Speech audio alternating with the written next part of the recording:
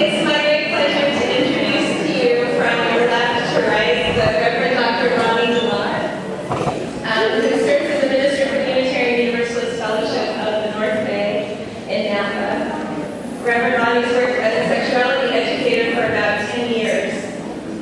The Unitarian Universalist Association has a human sexuality curriculum called Our Whole Lives, which we share with the United Church of Christ. And Ronnie's been training and certifying facilitators in that curriculum for about 8 years. Long time, really good work. Hi. Rebecca Mitchell is to her right, and she is has been one of the leaders of the youth group here at this church. So the folks who are in high school have been shepherded by her. To her left is my daughter, Emily Tapple-Wallacake, who's also in the Our Whole Lives curriculum right now for 7th and 8th graders. And Mieasha, who is on the end there, is the Executive Director of Girls Incorporated of West Contra Costa County.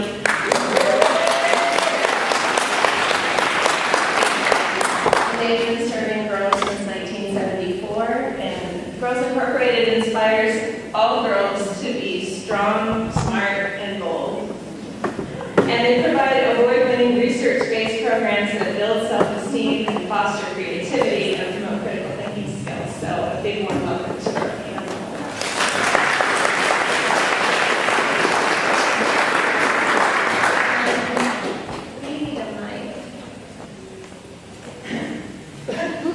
So while this is happening, I want to ask the panel, what was your initial reaction to the film?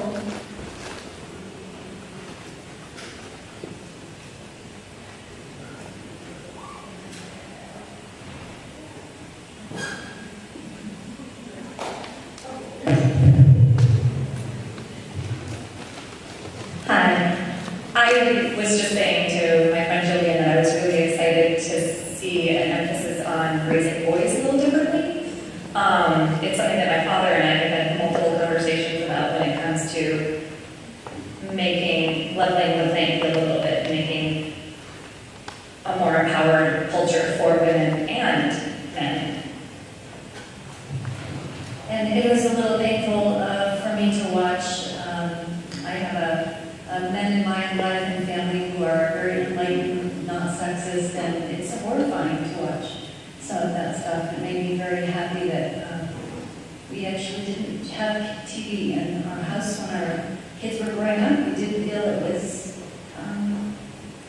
a useful thing for them to see. So it makes me really glad.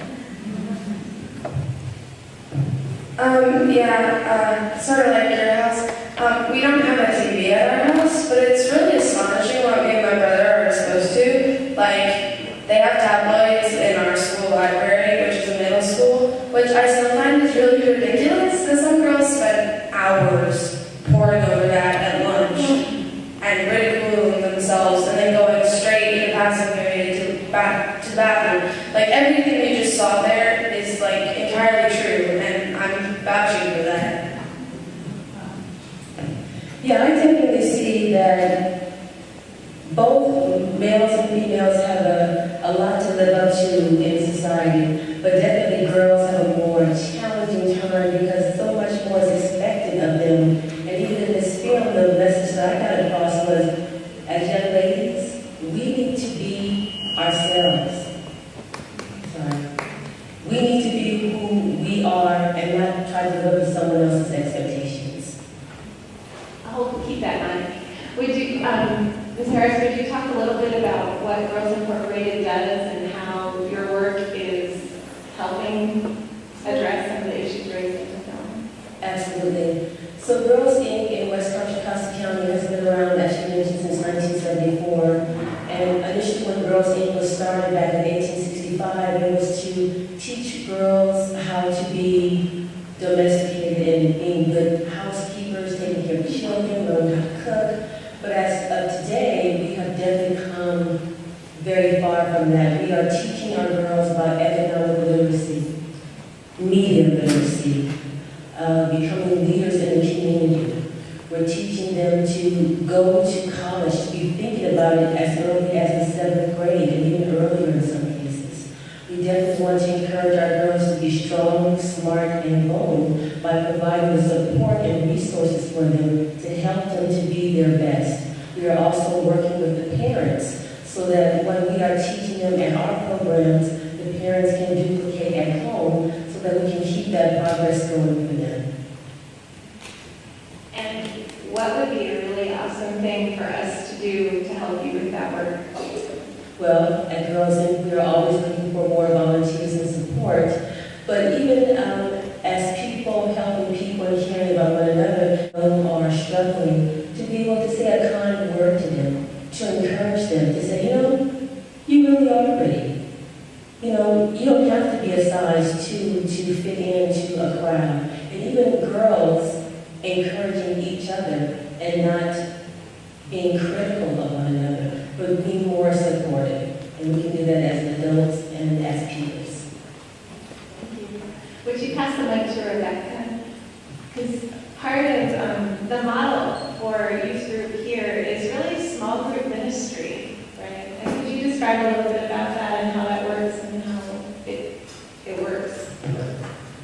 The model that we use up in the Chrysalis room on Sundays really came more from the youth, which is kind of the model. It's this sort of synergistic thing that happened. We heard every moment of our lives is scheduled. We want a place where that doesn't happen.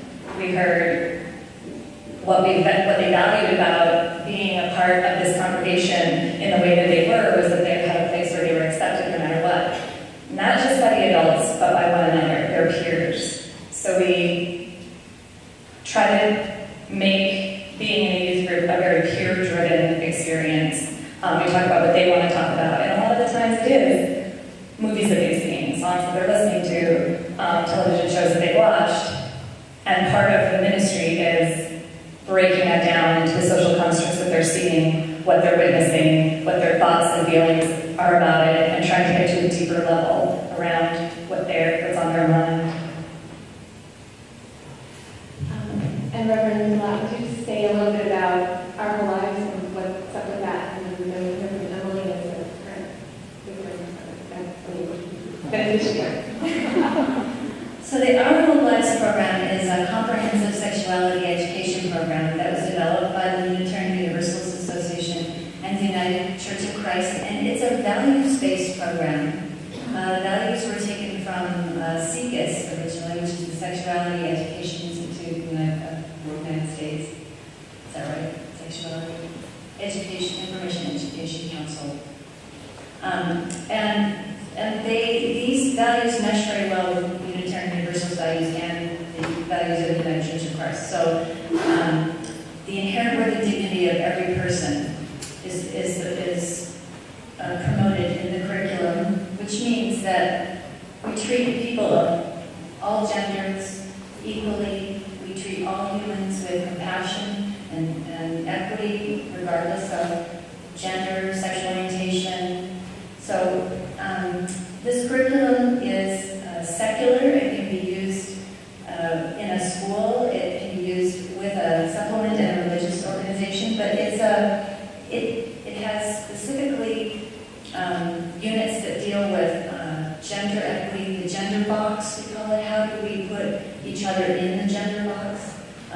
It has activities that are really designed to help participants clarify their values. If we believe in the inherent worth and dignity of every person, what does that mean when we see them in their gender? What is their gender role? What do we think is okay for girls versus boys? And it really challenges participants to think about what it means to treat everyone equally. If everyone's really equal, do we have different expectations for boys and girls?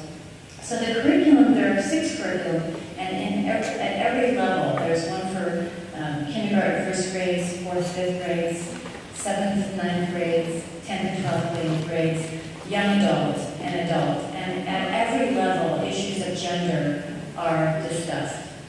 So it's very comprehensive in that way. And that idea of the gender box is deconstructing each one, and media as well, images in the media. In the 7th and 9th grade curriculum, I think they get glamour magazines and they find pictures of what they're supposed to look like, and they make collages, and they get outraged. You know, they're like, look at this, there's a picture of a new woman with a computer cord wrapped around her breast. They're trying to use sex to sell us computers. You know, they get it. And one more thing is that, you know, they're being taught this curriculum by adults in their community who they know, who love them and respect them. So they're hearing a different voice than this. They're hearing a different voice. They're hearing a voice saying, you're great the way you are. You should be who you are. And that, it means they get that, they listen to it. It's not up there, it's in their own community, people who love them. So I think it's a very powerful program. And would you take that microphone? And would you talk about that glamour magazine exercise? Okay, so I think Anthony and Roland were just here. Okay, well, anyway, they're in our ALA class. We did this activity with them. So we got a bunch of tabloids and we cut out pictures of sexuality and what does that mean? And like, does it necessarily have to mean nude women? Or can it mean just two people standing next to each other and like just, you know, talking? Like a picture of that. So we cut out these pictures and words and phrases and stuff. And when you compared the two, we only had 2 pictures of guys on our poster. All the rest were women, and half of those women, more than half, were nude. And I was sort of outraged because I don't look at tabloids. And the rest of us were sort of also kind of disgusted. Like, these were also tabloids for women. Like in the Oprah magazine and stuff like that. So, I don't know. I just think it's gone a little bit too far. Like, why do you want to pose nude for an ad for nails? I mean, sorry. So Emily was telling me about this exercise in the car on the way home on a Sunday night. And on Tuesday on my Facebook page, a classmate from high school posted the preview to this trailer. And that's why y'all are here right now.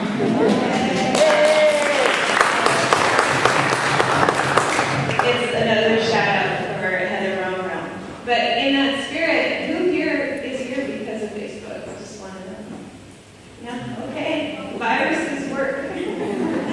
I wonder if there are any other youth here who want to share their opinions and perspectives on their lives as it relates to this issue. If you would raise your hand and say, yeah? Got one? Okay.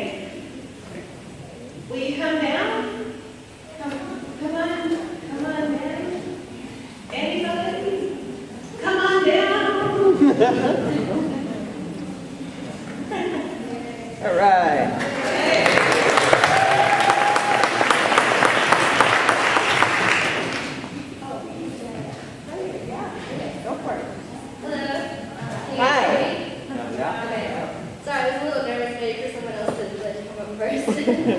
Nice to meet all of you. I came with a few of my girlfriends. We're all students at CCA, at California College of the Arts. We're all in our senior years, and we're outraged too. A lot of what this film talks about are things that we've slowly come to realize in the last 8 years, I'll say, starting in high school, maybe or like late middle school. And I'm so glad to hear about these organizations and to hear about your story going through this program. I think it's really great. I'm very excited, and this is the stuff of my thesis. So I'm really glad that everyone's here, and Happy Bird is still full for the panel discussion. I feel empowered, I feel awake, and I know that my experience is a common one. So I'm just glad. Thank you. Thank you.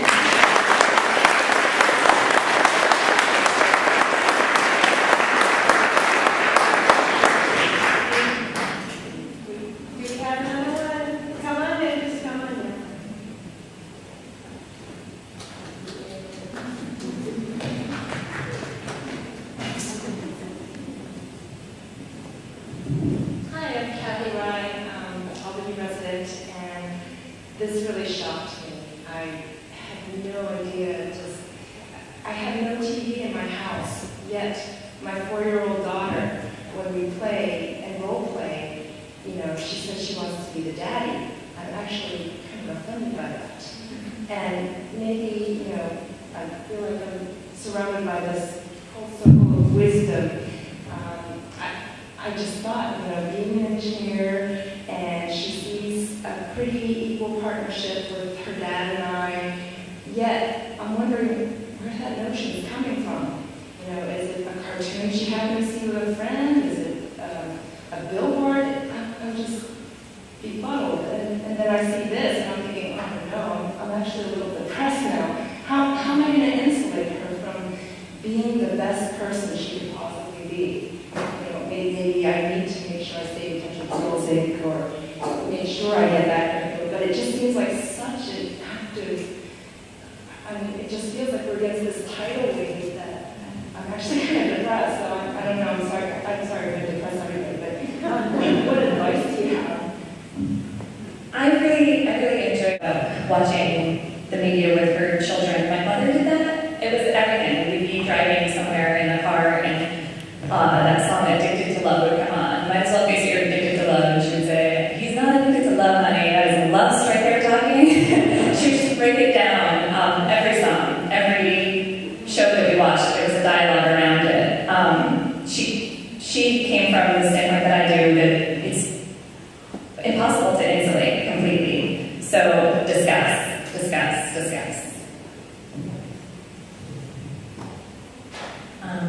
I would just say that children aren't saying something to us when they say they want to be this or that, and just listen to them and love them at that age. And I want to say that the curriculum for the kindergartners and the first graders and the 4th and 6th graders is available for parents to purchase, and they can use at home. So, and there's lots of advice and scenarios on how to be a parent who can use a teachable moment to start a discussion about gender when a child says something about gender that seems to be like that you have a little trouble understanding. Like what is it? What do you mean you want to be the daddy? What do daddies do? There's ways that you can use these things as teachable moments. So the whole curriculum is available to you as a parent.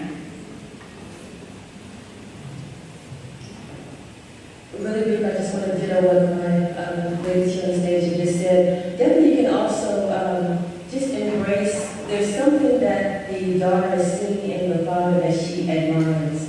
And not to take it personal, but sometimes your daughter may say she wants to be a fireman or she wants to be a lawyer because she is seeing something that is intriguing or interesting to her. But I would definitely say to discuss these things and ask questions, why do you want to do that, or what do you see that makes you want to do that, and help them to understand what they are thinking, because it's not quite clear, but they have an idea of something.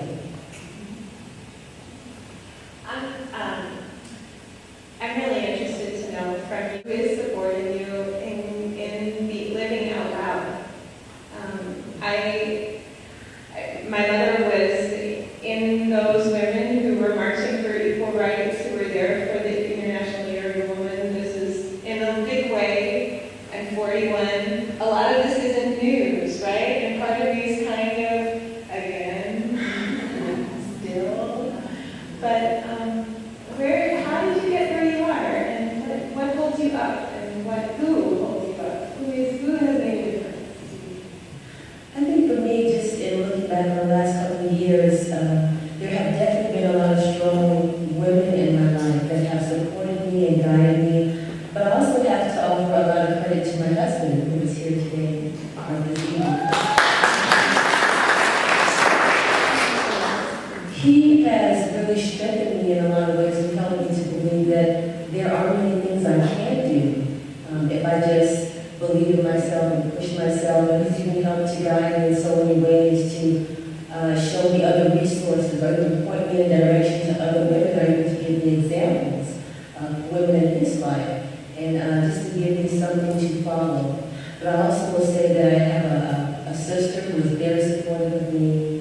I have my mom, I have aunties, but also just being surrounded by women who are within this organization who are definitely fighting for the same things that I am,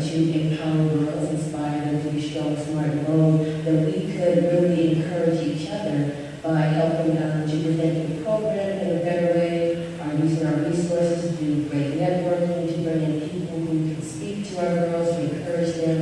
So I think, it's not your family members, it's your other network, your outside friends, or even people within your agency that's fighting for your goals. Yeah. Okay, so we both have shared the same family, right?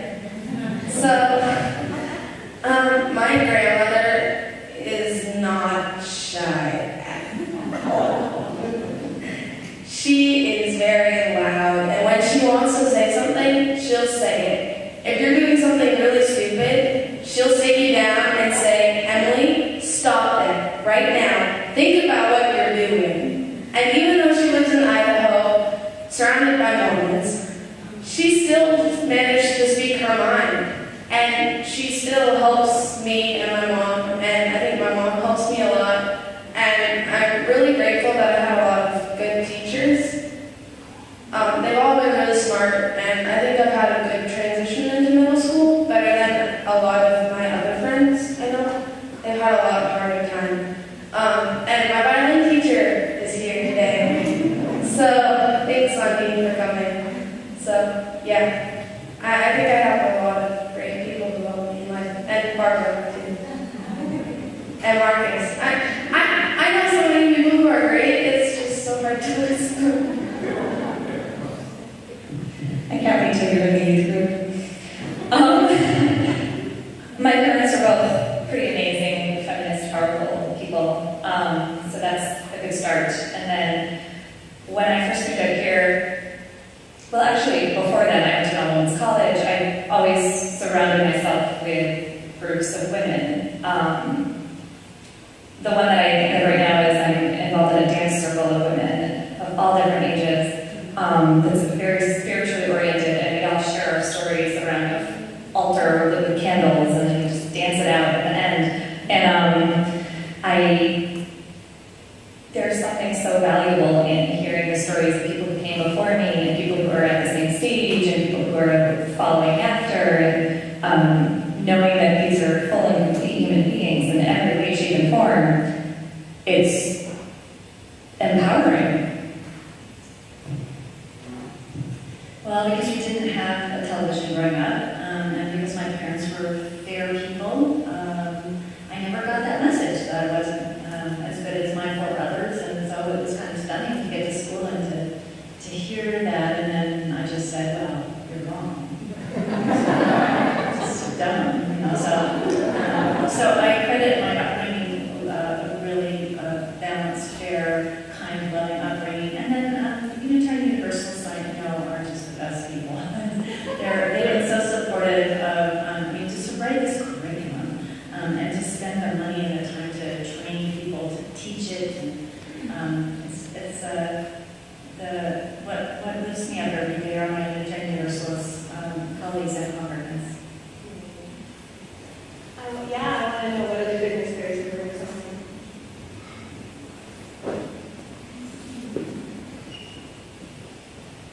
Hi, my name is Gracie, and I work for a media literacy organization that tries to empower youth through helping them understand and resist these harmful media messages. And I just wanted to sort of echo something that was said in the film, and something that I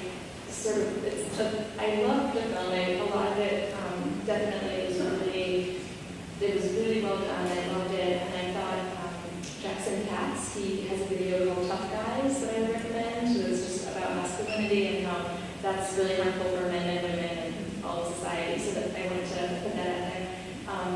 But it's really disappointing to me that they go through and talk about all the, no policies have been passed, and it's, they talk about capitalism and patriarchy and how these are really institutional, systemic problems. And then at the end, they give individualized solutions. Like we can feel good about ourselves. And I think that there's definitely truth in that. There's definitely, we can be strong women. We can deconstruct these images and not buy millions of dollars of blush and lipstick a year. But the truth is that this advertising is going to continue, and unless bigger changes are made beyond that some of the changes that they suggested. So I think it's important for individuals to, be conscious of these things, but I think my perspective, and I think part of the movie did address this, is that it's more than just yourself. It's really a bigger issue that, corporations and some of the Occupy stuff, speaking to that, and I think just wanted to echo that point.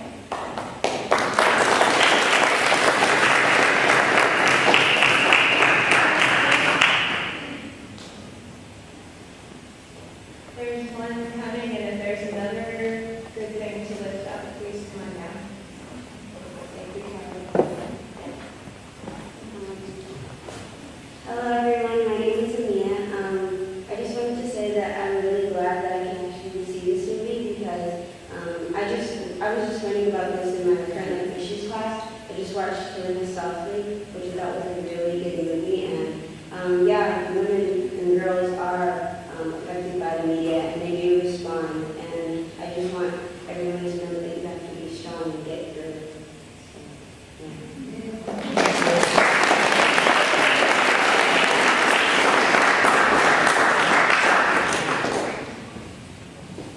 So my name is Soraya, and I guess the thing that struck me was in the movie, I knew some of the statistics and facts, but that Jennifer Seidel Newsom really put herself out there and told her personal story, and while it was focused on the greater picture in the interviews, that she was telling details of her struggles as a teenager and where she is now and what she wants for her family, and so that in personalizing it and sending out that you can do this, she's doing this, and this is what she feels the impact she can make, and what you can do can be anything, and you just have to be willing to be vulnerable, and I have a lot of respect for her doing that.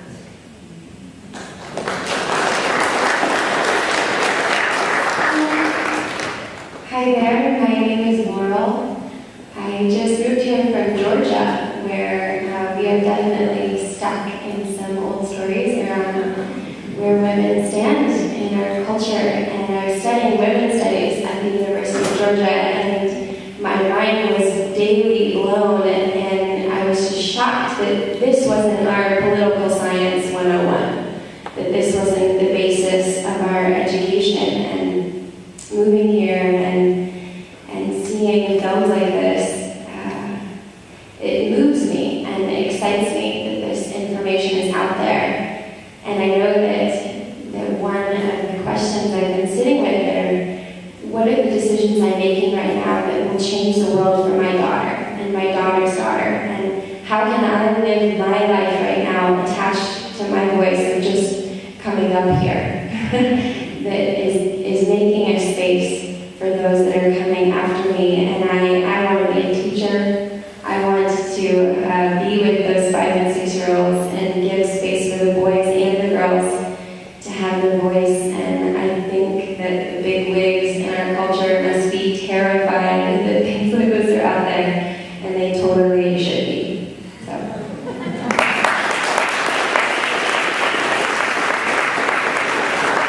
Hey everybody, how's it going? My name is Tiago. Remember that, which I'm going to be doing a lot. Before I start, I just want to give a round of applause for the women who have come here to spoken to us, to enlighten us. So come on, round of applause. So I just want to say that for those of you who are still here, don't just go home and just wow, this was really amazing. All right, well let's get back to work. Carry on. Because it's nothing's going to get done that way. You have to do something about it. Just going to refer to the 1960s as an example. Women didn't get their rights until they started protesting. So, the filters, the media that's coming out these days, women explicitly showing their bodies. That's not going to stop until we do something about it. Women in general, men, you can also help. I see a bunch of fathers out there, dads. Don't be afraid to help out the women, and if you really want to see things change, get things done, we have to do it.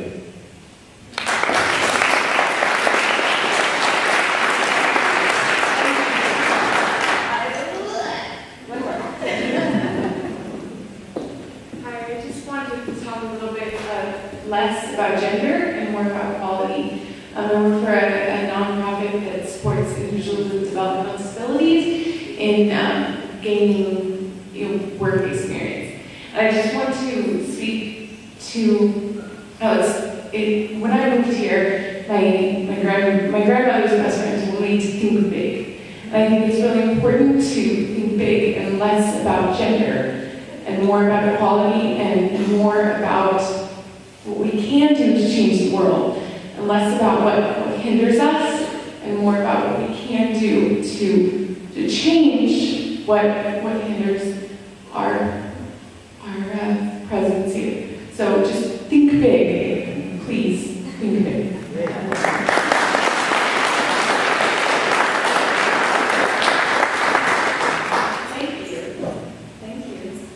I want to respect the fact that some people have early bedtimes. I want you to take a moment and turn your program over if you haven't already. And on the back, there are some next steps. The first one being that reminder that we have 86% of purchasing power, and that we can choose what we read, and we can write letters, and we can Twitter and tweet.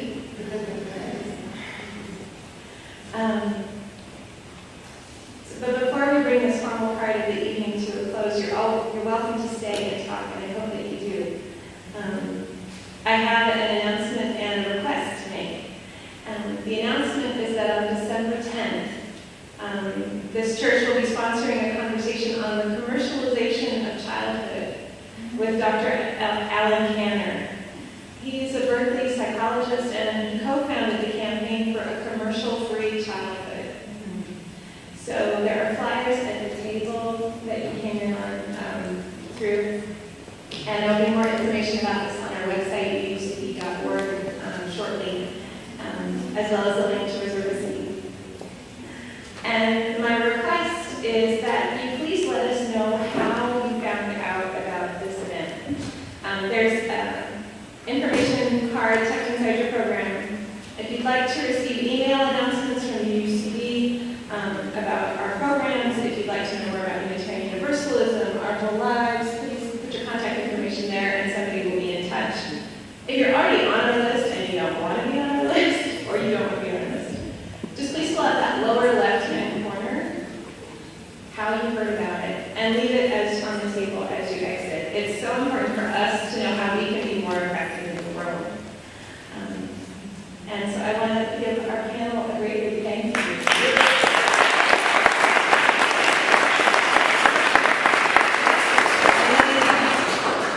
Those of you who stay and those of you who are no longer here, still a big thank you for coming out and seeing this movie. If you want to make a donation and you didn't on the way in, we're still happy to accept your donations. We're a nonprofit just like all the others. Barbara, would you come give us a benediction? Yes. Did you say that you're the Reverend Barbara Nelson Holloway and that you're a co-minister here with Michelle? I do. No, she is. Thank you, Michelle. And thanks to Michelle for tonight.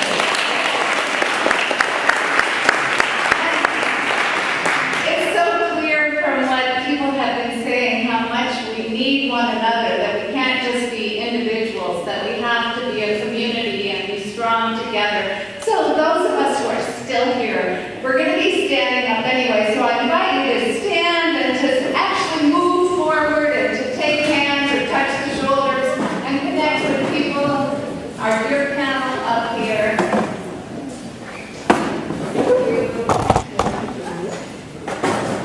And I just want to offer these words of blessing. May you be seen for who you really are.